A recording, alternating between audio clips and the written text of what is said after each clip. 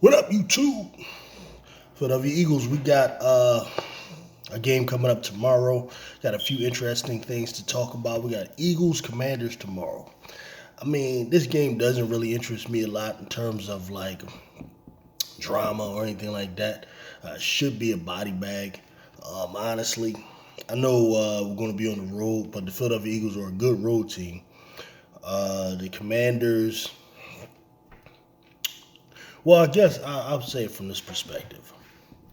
I'm interested in seeing the evolution of our defense, our defensive coordinator, and our defense. And I ain't even talked to y'all about us that Kevin Byard pickup, did I?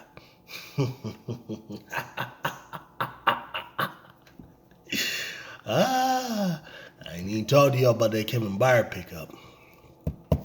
Listen, from my little years of playing football, high school and that sort of thing, and playing a little bit of like semi-pro and all that kind of stuff. My position was corner. That was my thing. It was a lockdown corner. I wanted your best receiver. I wanted to man up. That's the way I wanted to play. I got frustrated when the coordinator wanted to play zone. I like man. That's what I was. I was an athlete. I felt like you couldn't get away from me. And even if you could, I'm going to put hands on you. So that way you can't really get away. So I love the pickup. I love strong secondaries. I love secondary play probably more than I like line play. Though I understand the importance of a line. Perfect pickup. And this is the guy I'm actually glad we got over any of the other possibilities. Like Buda Baker, right? Jeremy Chin. No, I'd rather get Kevin Byard. Because I believe Byard is better than those guys. When you're talking about the ideal safety, they can play the run, they can play the pass, they can stick tight ends that's going to handle them running backs out the backfield. That's a leader. That's another quarterback, another brain out there. Because ultimately that's what was missing, was IQ on the back end. And a lot of Eagles fans think they got that in Blankenship. Me and a lot of Eagles fans, man, we disagree on Blankenship. We do. I wasn't sold, like a lot of people were sold on him just because of last season, that interception of Aaron Rodgers. Just kind of imprinted in their mind this impression of this guy. Outside of that, I really don't know what people saw last year besides a couple of good open field tackles. Not to not give a guy credit for that, but for me, that's like basic. You should be making open field tackles. For me, if you're going to be a starting safety on my team. Like missing that, you don't even deserve to be out there. Again, for me. Right? But Blankenship's play has gotten me to a point where I'm willing to concede, okay, maybe he's good enough to start. However, I never saw him as a free safety. I saw him more as a strong safety that can play more so in the box. That if you use him in the proper robber scheme, maybe he'll get you an interception here and there. But I never saw him the way many of our fans do. And I still don't. So no, I don't have this big major excitement about, this secondary with Byard and Sidney and Reed Blankenship. My ideal secondary: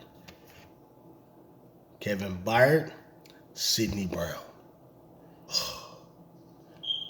Yeah. There you're talking about an aggressive secondary. Because you got Bradbury and Slay. Bradbury, he's killing me, but it's all right. Bradbury and Slay. Sidney Brown, Byard. That's just athleticism. That's length. That's IQ. That's everything. Now, Sidney Brown got to come along with the IQ a little bit, but I'm telling you, you guys, he's going to be a better player than Reed Blankenship. I'm telling you. Okay? It's going to be better. There's a reason why this guy was third round pick who could have went second round versus a guy who went undrafted. Not saying all undrafted guys aren't great. There's been undrafted guys that went to the Hall of Fame and all of that. I get it. But I'm telling you, I got an eye for this stuff. I got an eye for this stuff, man, for these types of players, especially in the secondary. Corners, safeties. I got an eye for that. And I'm telling you, not saying Reed isn't good, but he's not what many of you guys think. That's all. Especially against the pass, which is what I'm interested in. You're talking about the so-called passing league now. Teams going with 3 and 4 wide receivers all the time. Running backs can catch very well. Tight ends are, you're talking about guys on the level of Kittle. Pretty soon, Kyle Pitts. All these different types of athletes. Sometimes your safety's going to get singled up with a slot receiver like a CeeDee Lamb. We've already saw Blankenship against CeeDee Lamb. Now, I get it, he's a rookie, but I don't know that his coverage will get any better. I don't know that. So I feel so much better having Kevin Byard. I feel like if you go with Blankenship, you're talking about the best secondary, in the league. Okay? If you go with Brown, I'm sorry. That's what you're talking about. Versus one that's just strong, but not special. I'm interested in seeing how different this game will look from the first time we met. That first time we met was despicable. I was really down on Sean Desai. I came away that game believing that Sean Desai was Gannon 2.0. I felt like everybody on the defense could go after that game, with the exception of the defensive line, of course. Right? So this time around, after seeing what we were able to do in the second half of that game against Miami, second half of the game versus the Rams, and then what we were able to do against Miami, I'm interested in seeing, how we deal with this Sam Howell. Sam Howell is a guy you should be shutting down. He should be frustrated. He should have no confidence. He should be on the run. He should be confused. He shouldn't be looking at your defense feeling like he could just pick it apart, and you shouldn't be going away with a victory that came as a result of McLaurin stepping on Reed Blankenship's hand and missing it because his foot was out. That is not how a game should end with the Commanders. Not for this Eagles team. That's not how that should go. You had Sam Howell look horrible against the Bears. Why was the Bears defense able to confuse him and make him look extremely pedestrian, like he doesn't belong in the league? And why would an Eagles defense seemingly be unable to stop him? That doesn't make any sense whatsoever. Especially when you consider the fact that we have way more talent on the defensive side of the ball than Chicago does. Way more talent on the defensive side of the ball than even Buffalo does, who made him look pedestrian. Way more talent on the defensive side of the ball than definitely the New York Giants, who made him look extremely horrible. So you need to do at least that or more. Like, the Commanders should not be scoring more than 14 points. And that might piss me off, to be honest with you. I'm just saying.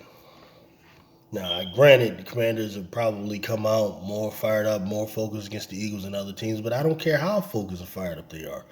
We shouldn't be counting on teams to not be focused and fired up in order to beat them. No, you should have a plan in place that puts all this talent that you have in the best position to dominate. That's what I expect to see against the Commanders this week.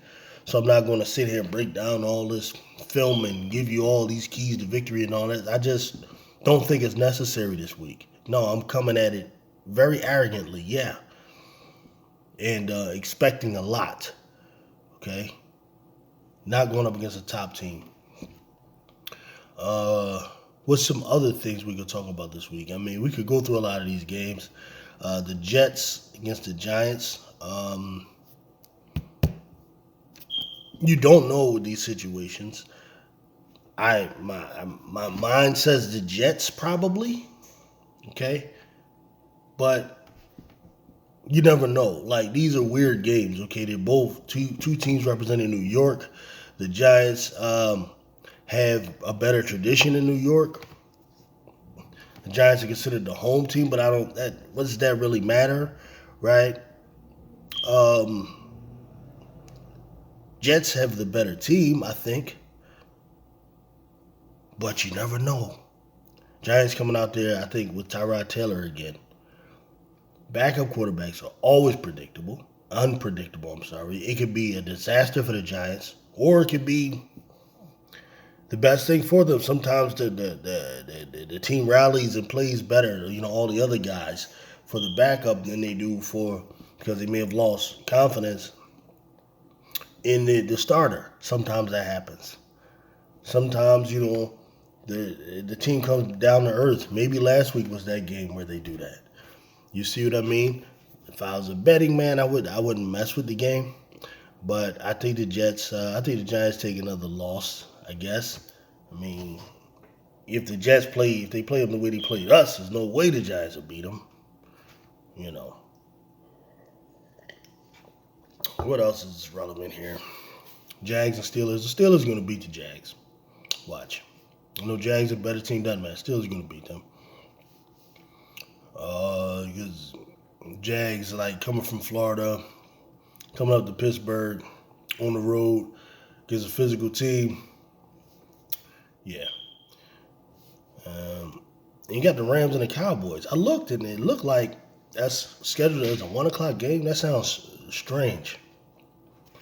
Why would they have the Dallas play 1 o'clock? I think Dallas is time zone.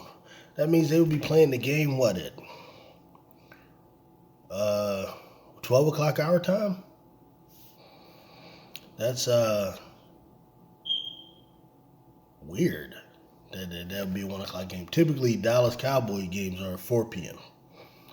Right? So they're playing the Rams, and it's going to be a tough one. Cowboys should win, I guess. They're at home. The Rams are not like some unbeatable team. So I think the Cowboys will win, but it won't be like some big blowout, and it won't even be impressive. Cowboys will win like less than 7 points, 4-point win, 3-point win. It'll be something like that. And the main reason is I think they'll be able to rush the passer well. I think if you can get to Matt Stafford, that's really the key. When we played them, he was getting off until Jalen Carter got his paws on him and slammed his ass to the ground. And then after that, you saw a totally different Matt Stafford. If Dallas can get to him early, a couple hits from their guys, Dallas should win that. Let me see what else is relevant here. We done with the NFC East. The 49ers and the Bengals.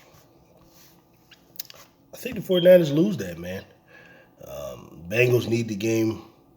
Ooh, that's interesting. I was going to say Bengals need the game more, but I don't know. 49ers, man, lost them last 2 games, so they both want to need it pretty well on the road. Bengals a decent road team. They're healthier, I believe, right? 49ers going to be going with Sam Darnold. Tell you what, though, if Sam Darnold could win that game, that's going to cause a problem, because Bengals that's a legit team there against a legit quarterback and legit roster. If Sam Darnold will lead the 49ers to that win, that could be a potential problem there in San Francisco. What other games have any relevancy to us? The Lions and the Raiders. The Lions should win that. Raiders are horrible. They stink. The Seahawks and the Browns. Browns, man, they're tough and frisky, but I think they're going to Seattle. Seattle probably wins that. Seattle's a tough place, man. You got to be a mentally tough team to go to Seattle and win. And I don't know if the Browns are that type of team. Now, they do have a defense, and defense travels, so it will not be easy for Seattle. But I don't know, man. This constant Deshaun Watson never playing. They got to play these backups that nobody even knows. Excuse me. I can't see them coming out winning that one. As far as the rest of these games, ain't too many of them. Well, that Packers and Vikings, that's always fun. That should be a good game. Good game. Again, excuse me. Goodness gracious. Packers, Vikings should be good. Patriots and Dolphins is going to be interesting. Dolphins coming off of a loss to a physical team. Now got to go deal with Bill Belichick. His nonsense. That's going to be interesting as well. Yeah, man, that's pretty much what I got for this week. You know what I mean? Fly, Eagles, fly. Road to victory. Fly, Eagles, fly. Score a touchdown, 1, 2, 3. Hit them low, hit them high, and watch those Eagles fly. Fly, Eagles, fly on the road to victory. EAGLES, Eagles.